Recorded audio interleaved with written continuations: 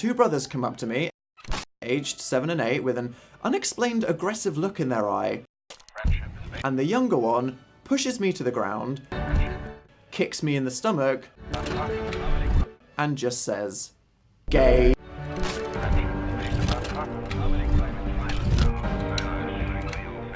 Hello ladies and gentlemen, and welcome to The Right Opinion, the home of a twat with too much free time. And as I begin to record this lovely voiceover, we are 24 days into Pride Month, the delightful time of the year where LGBT individuals have a chance to celebrate their identity. Now, by the time this video is released, it will probably be mid-July earliest. Anything before that will probably be a miracle, and I'll have to find a way to celebrate. But given my track record of how to celebrate, I might open myself up to suggestions. But yes, it's Pride Month, and I assume most of you guys have the memo for what happens. It's nothing too defined, but then again, neither is the community. Now, the community has a very significant online presence, and it's perfectly natural that many people may take the hopefully supportive atmosphere to talk about their experiences, or even come out themselves. YouTube, in spite of its rocky relationship with the LGBT community, for many justified reasons, provided one of the greatest, most personal mediums for creators to have unique moments that would not be captured on the television, making the individual the direct owner of their creation, managing to create content more personal. And with personal content comes personal problems. One of those prevailing problems was sexuality. The internet is a hotbed for social outcasts for many reasons, and YouTube was a platform for those to converge in a place where they didn't need these socially accepted qualifications to go places. This led to a real platform for the LGBT community, with one of the real staples being coming out videos. Coming out videos are pretty self-explanatory. They involve one individual coming out as LGBTQ to friends, family, or even you, the audience. It was a meaningful experience for both creators, who may have felt isolated in their moment of vulnerability, and audiences who may be looking for that guidance on how to reverse these scenarios themselves. YouTube's importance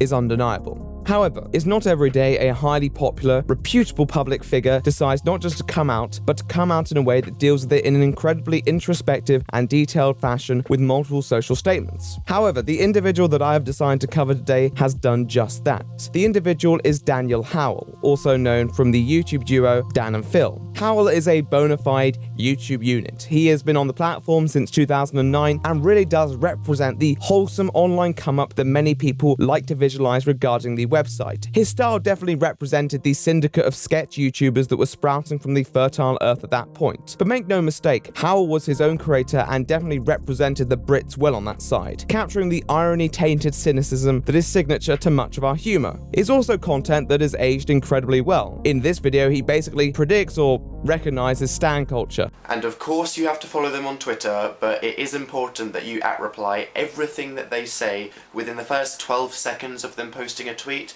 because otherwise you're just going to be lost in the crowd. So you need to be right on the mark, just replying to absolutely everything they ever say.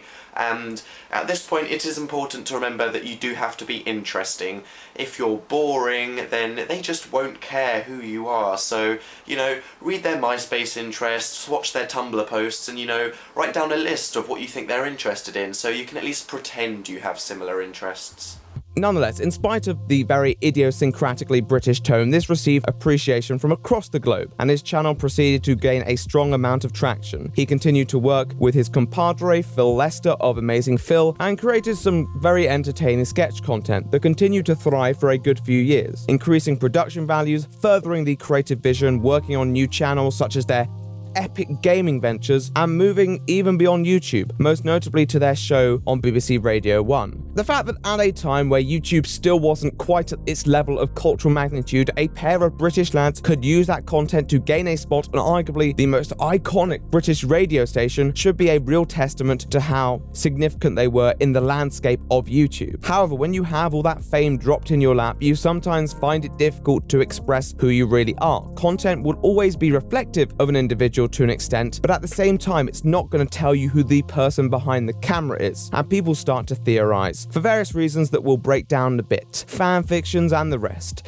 Dan even entertained a purposefully bizarre fan fiction, which in hindsight I think was meant to be a bait and switch for those who wanted to find out more about him and Phil's relationship, perhaps even taking a shot at those same theorists. Dan had no interest in going. His friendship with Phil was personal to him and not something he wanted to share with family and friends who would mean well but insult with every word of comfort. I always received the impression that many of Dan's videos were just meant to be ironic takedowns masquerading in fan popular content, and I'm kind of there for it. Nonetheless, the questions remained and persisted, and at a point, Dan just kind of went quiet on the content front. Now, unlike Phil, he was not necessarily known for his incredibly regular uploads, and when you get this deep into your career, sometimes it's therapeutic to take a break. And it wasn't like he fell off the face of the earth, so no one was really ready for what he was about to drop. What dropped was a video in which Dan came out. However, it was more than that. Throughout the video, Dan revisits his past and the history, the experiences that shaped him, how these things had grown to interact with him as he had progressed with his career and developed as a public figure, and how they had continued to affect him for better and for worse. These sort of expectations people had placed onto him, and how they had ultimately led up to this moment.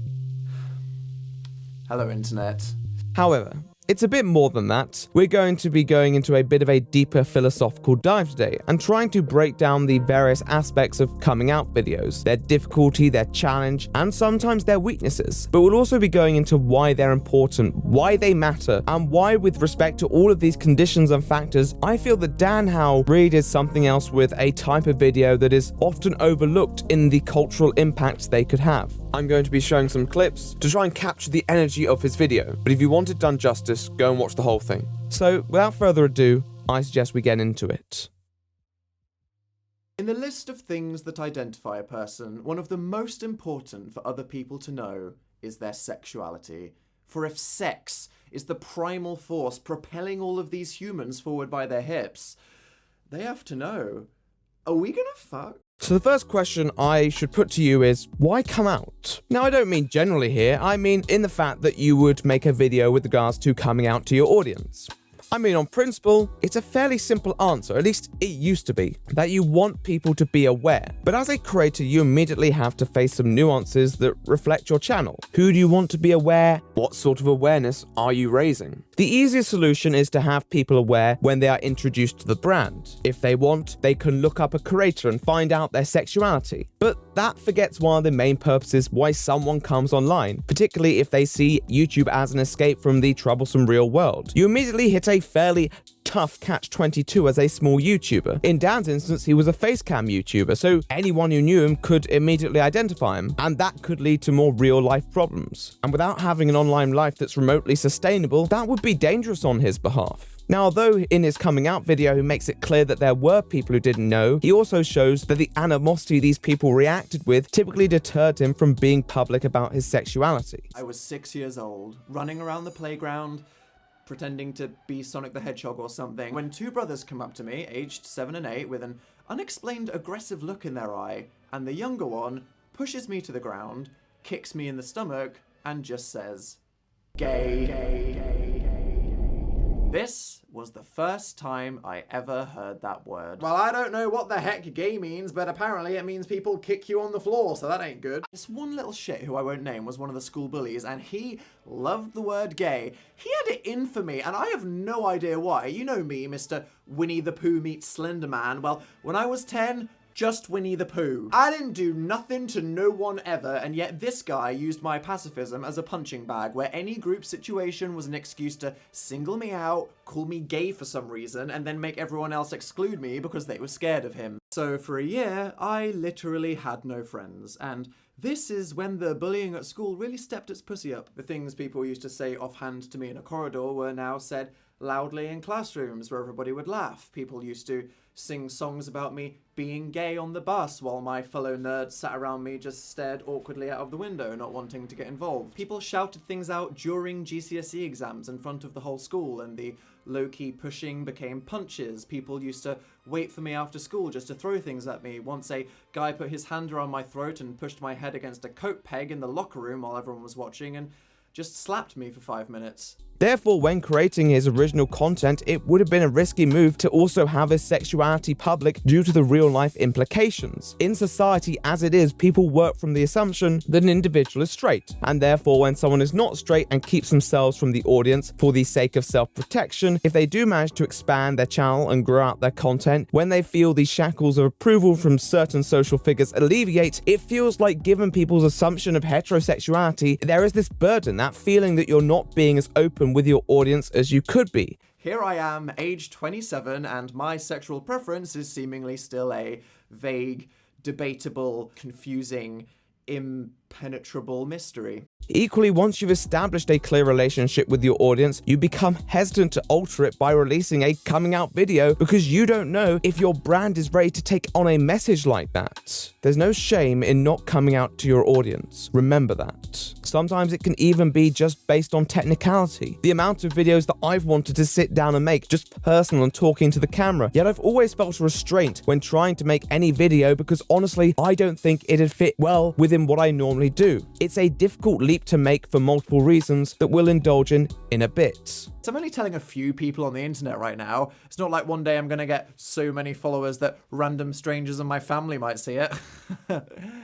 For many people, social status is what might change their position on coming out. But even then, someone might be hesitant to, because even if they have overwhelming support from their audience, they may have pivotal family members they still would like to remain on good terms, or they feel they have a sensitive relationship for. We are not entitled to know someone's sexuality. So this is something you have to be clear on, because if you're not, how are all these other people that aren't you going to cope? Sexuality is a general fact that it can be very useful to know about a person for several reasons, but we can't force people to disclose that either. We don't know this person's life story, what they've been through, if they haven't told people, if they'll lose their job, if they're in danger. There are so many reasons someone might not be open about it. We can preach the message that being out is good, but aggressively speculating or trying to out someone is really bad.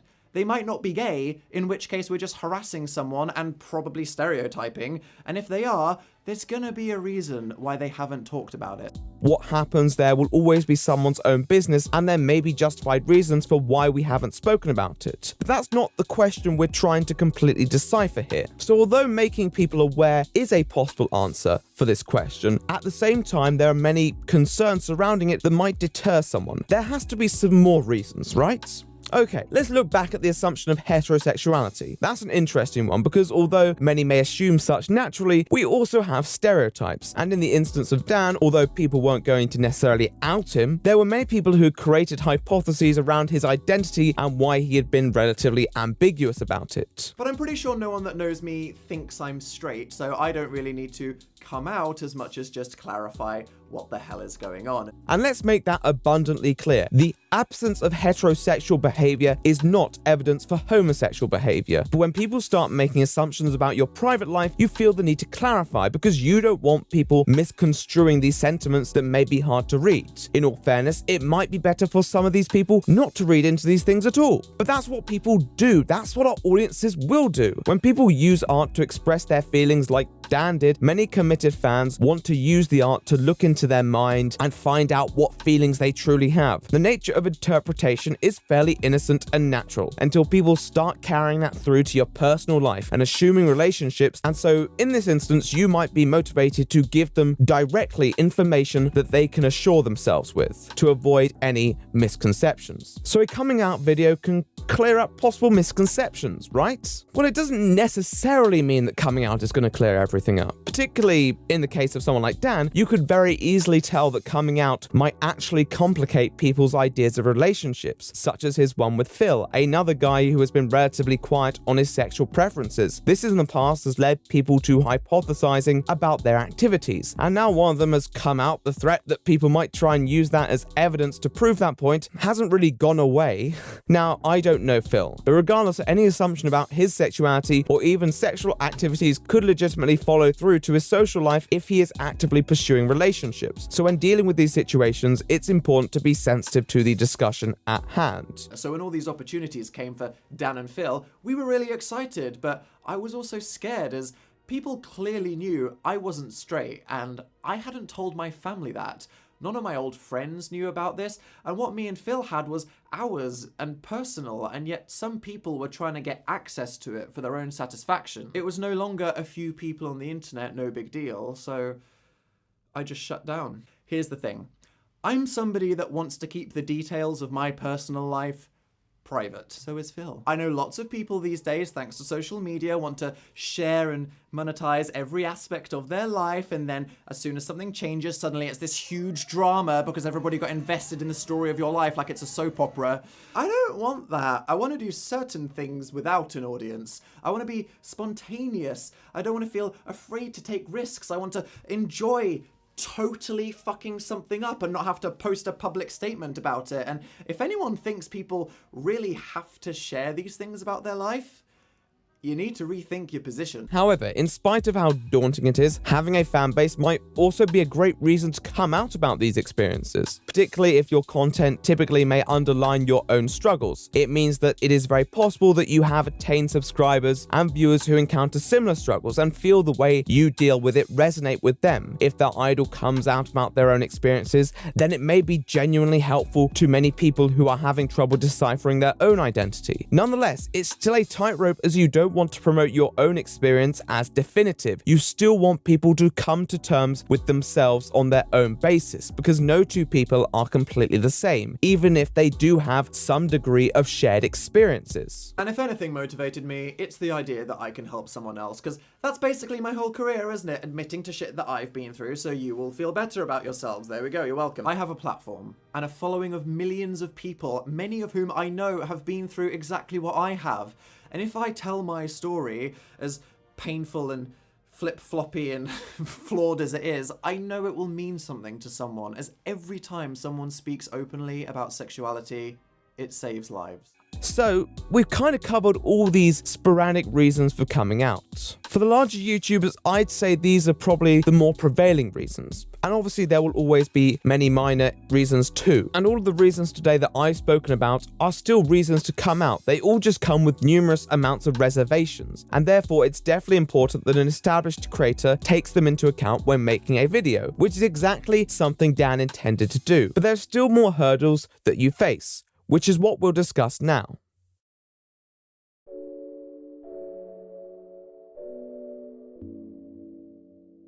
It seems absurd in a way that once you decide that you want to come out, you need to consider how to come out. On principle, it should not be the most complex information to deliver, and it's someone's own life. They should decide how to do it on their own terms, and not suffer for it. For creators who may craft their content around LGBT issues specifically, then it's normally not a difficult challenge because it fits into their content. Coming out videos are unique in a way that typically, once again with reservation, they can only be done once. You can't create a series of coming out videos, and you certainly don't want to be seen as exploiting a genre specifically designed for people who may be experiencing those issues. Speaking casually, you have two options. You either make it an announcement or you make it a statement. An announcement will obviously have less impact, but sometimes that's what we want. If it's not a message you feel completely compatible with the main tone of your channel, or if you don't feel comfortable in pulling something off like that, then it's nothing on you. But there isn't too much to add here. So what we're going to be focusing on this part is the latter, making it a statement, which although much more powerful, comes with its own implications. As a creator, these sorts of videos are never easy because of the cultural hype surrounding coming out videos. Even if you're a small channel, it's very possible that a coming out video, if done with impact and emotion, might blow up and gain international attention. Now, I know what you're thinking. Isn't that great?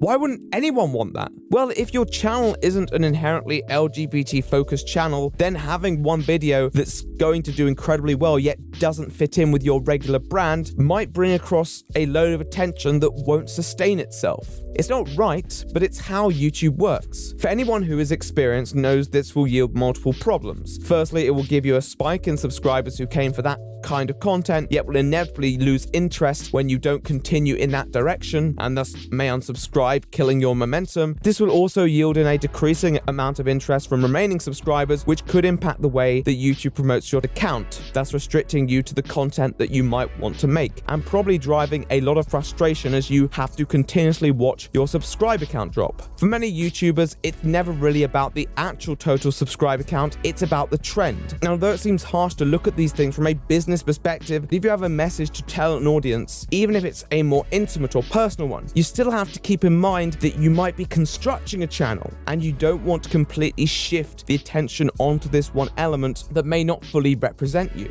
Now, over the last few years, we have seen more and more YouTubers who have, in the past, used their content as a fairly thick veil to their personal lives, peel back the layers and reveal a more intimate personal side to them. Maybe because the original personal charms of bedroom blogging are gone and people need new foundations to relate to these creators. But whatever the reason is, the cultural paradigm has definitely moved towards an expectation of openness. On top of this, the increasing acceptance of those who wish to come out from their audience has steadily grown, and people with large and dedicated fan bases can hopefully feel more at ease being honest with them, though it does depend on the genre that you're in, of course. Now, as a larger YouTuber with an already established fan base, a fairly simple video about your sexuality isn't going to be defining. I mean, you don't even have to make a video to get the message out once you're a big enough public figure. But that clearly wasn't the point for Dan. To make a video like Dan's for a YouTuber is to make a statement. So he had to underline it with a sense of narrative and intertwine it with a serious issue while offsetting it with his classic brand of humor. It's no surprise the video took so long to complete. Even with the size and security of his channel, these factors were all things that Dan clearly wanted to take into account. When I think back to the reasons that we make coming out videos, one of the points I didn't touch on is to develop a character. And why wouldn't I say that on principle? Well, it's because sexuality itself doesn't directly define character. But at the end of the day, if we acknowledge the label that comes with it as a social status, then a lot of implications through experiences do come along that will define people, that will affect them. Dan touches on these a lot in his video. This experience, coming from a childhood hearing the word gay meaninglessly thrown around as an insult at home and school, in music, on TV, to then realizing I'm actually kinda gay, to then very specifically being attacked for it, was traumatic. The world was clearly telling me if I ever wanted to be accepted by anyone, or in my particular environment, survive, I couldn't be gay. I was afraid of it, literally homophobic of myself. I am talking Pavlov, sunken place, North Korea level mind alteration that made me terrified of and repulsed by this part of me. I think that's a really unique detail to his content. There's this lack of egoism to what he makes, and plenty of people have gone on diatribes about how we can all be happy and accept ourselves, but sometimes these speeches come across as very pandering because they're done without the perspective of what the issues really are, and just telling someone that they can be happy, as glorious as it is only a part of many people's picture. Howell takes these issues head on, identifying them in a detailed fashion, but then expanding them in a way that relates to a lot of people. Now, let me make it clear, this isn't the first time personal experiences have been touched on. There's a great video regarding coming out by Katzen, and fantastically creative in its own rights, but equally I think the multifaceted narratives that Dan's video constructed, tied together by an interaction between actions and consequences, private and public, and the subsequent social messages that he actually promoted, really took the concept to a new level. The great thing about Dan's videos is that he never seems conceited with what he creates. It always feels like he's working on something new, even when he doesn't have to, and on a video with such a social statement, that's important. I think the fact that Dan took the effort when, on principle, the announcement could have carried it alone is a real testament to who he is as a creator. As videos go,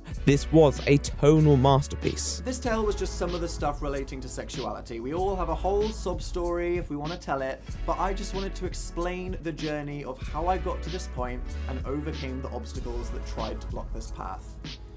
And now, I've arrived. So when it comes to how these videos created, he definitely got it right. But there's one more point that has to be acknowledged, which really pushes the video over the top in my opinion.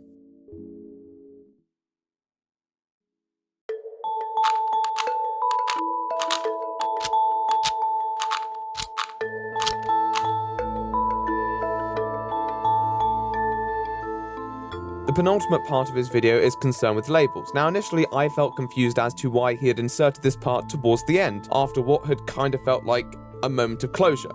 However, he really did justify it with arguably the point that pulled this whole video together and revealed the underlying message, to me at least: judgment. Throughout the video, Howell makes multiple references to the sort of judgment that he was subjected to on the basis of those labels and circumstances that no one could ever truly really know about other than him. Judgment is inevitable in many ways, but it manifested into behavior that ultimately led to a lot of personal struggles, whether that was the intent or not.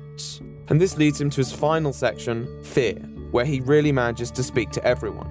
In the past, people have had to come out with the hope of acceptance for who they are. This video changed that, it flipped it. It was a message of why you should accept people for who they are and not ostracize or exclude them for elements of their identity that are beyond their control. Dan turns the narrative on his head and puts the responsibility much more squarely on other people. The story he tells is of a lad who strives for acceptance in a community that has given those behaviors labels with negative connotations due to the deviation from the social perspective of normality. And eventually this comes in a weird circle with him realizing that there is nothing really wrong with being different, both finding that difference and acceptance in multiple aspects of his life, his content included. As mentioned, Dan's content did really connect with who he was as a person, so a coming out video would certainly keep in line with this evolution, as it's likely that a lot of these struggles that he experienced and channeled due to his sexuality were embedded in the content that he made. There is so much controversy around this issue and others, but if we all just calm down, respect each other's experiences, and try to just be nice, reasonable people, which is a lot to ask, let's be real, it's quite simple. If you want to use language to express your honest feelings and identity, that's great, and other people should respect what you say. Likewise, if you hate labels and you just want to be a formless blob, that's fine too. No one should force you. The only thing that isn't cool is telling other people what they should or should not identify as, because that ain't your problem or your business. Bye. This video was not just an important video for a multitude of reasons, but it was an important continuation rather than a diversion from what he creates. With all the context around his identity in the previous years, it leads him to find a moment of strength in great vulnerability. And with that in mind, I think Howell really reinvigorated the coming out video in many ways. For too long, there is this constant concern that many people have that these types of videos will be commodified for the YouTube machine, given YouTube's own track record. And this video blasted any hashtag proud to be video out of the water. In the first part of my analysis, I set out basic reasons why someone might make a video: to make people aware, to clear up misconceptions, to help others who may be in a similar predicament, and to provide development to his own character. Dan covered all these and more. And this is not to say that other videos aren't important in their own right. Less than a couple days later, Eugene Lee Yang came out in another video that was a strong statement of self-expression. But I don't think I've watched a coming out video that just felt so right. And I don't know how to express it like that. It struck the balance between personal and universal. It allowed him to present new pieces of himself while not necessarily binding his personality to his character. It was a cathartic moment that many have been anticipating, but even then, it defied expectations. It was a mutual experience for him and the audience, and I'm trying not to sound preachy. And of course, I know that's just my opinion, but I know that a lot of people feel the same. And that's equally important. When we watch figures online retelling their stories, when we invest ourselves in them, we want to be confident that what they're saying is the truth, because we may be encountering the same struggles that they went through, and we may be looking to explain it in a way that can help us understand ourselves. The fact that Howell took so much time to explain in detail these feelings and using them to convey messages was a real favor. He genuinely didn't have to, and I have little doubt that he has just helped a lot of people. I'm so glad I failed. For so many reasons. For the people in my life, for the future I would have wasted. The most important being that I thought I was trapped in a situation forever, when in reality, the entire world I lived in and my life changed completely. I thought it was hopeless, when in reality, there was so much to hope for. And that's it. Time changes everything. With the lives that we have, we can try anything we've dreamed of. I want anyone that's ever felt like this to realize you are never trapped. There is always hope. You just need to believe in yourself and get to the other side. For anyone who doesn't know, might be the odd couple of people, I'm gay. And I've never really been one to make a coming out video in such a way for multiple reasons. Mainly because I'm a guy who comments on YouTube affairs, and I've always perceived it as feeling out of place with the rest of my content. It's never been who I am. I'm also someone who doesn't like to integrate too much of his personal life, but I still put the information out there for those who want to know, because at the end of the day, I really had trouble accepting myself because my demeanor didn't exactly conform to the gay stereotypes that had been presented to me while I was growing up. And when I finally deciphered it at the ripe age of 18, I felt like I'd lost so much time, and I wouldn't wish that on anyone. That doesn't mean that I think everyone should just jump straight in the deep end, but I think that at a time when so many people were exploring their sexuality, I was just sat there like a lemming waiting to be attracted to women. I really could have used a few hints. You can't change the past. There's no point in being bitter about influences other than catharsis. But even then, it'll wear you out. The best thing that we all can do is know the challenges, know what put us there, and provide the insight to help others traverse it on their own terms. Since starting my channel and uploading videos, of course, it's really neat to have people reach out to me in similar places and saying that me talking about my experiences resonated with them and how it helped them come to terms with various aspects of their life, sexuality included.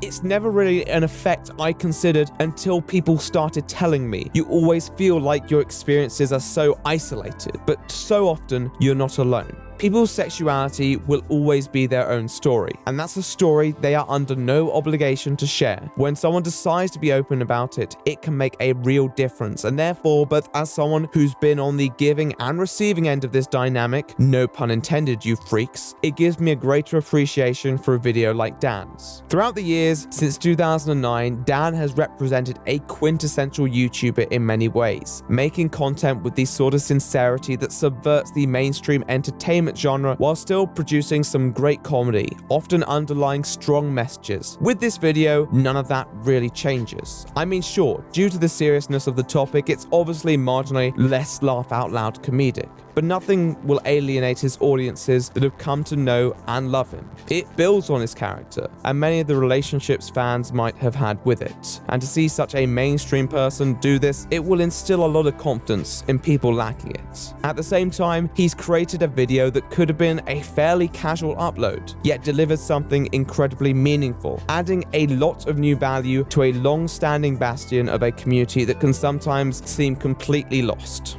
He'll have created a lot of new fans through this as well, because even if you're not wholly familiar with him, the fact that he touched on a lot of relatable experiences made it highly accessible. It's a great video for multiple reasons, but it's an important one too, with a familiar yet transcendent message. To anyone watching this that isn't out, it's okay. You're okay. You were born this way, it's right, and anyone that has a problem with it is wrong. Based on your circumstance, you might not feel ready to tell people yet, or that it's safe, and that's fine too. Just know that living your truth with pride is the way to be happy. You are valid, it gets so much better, and the future is clear. It's pretty queer. Acceptance. From people, for people. Unless they like pineapple on pizza, and then they can get I had to finish it on a joke, didn't I? Ruining everything, as always.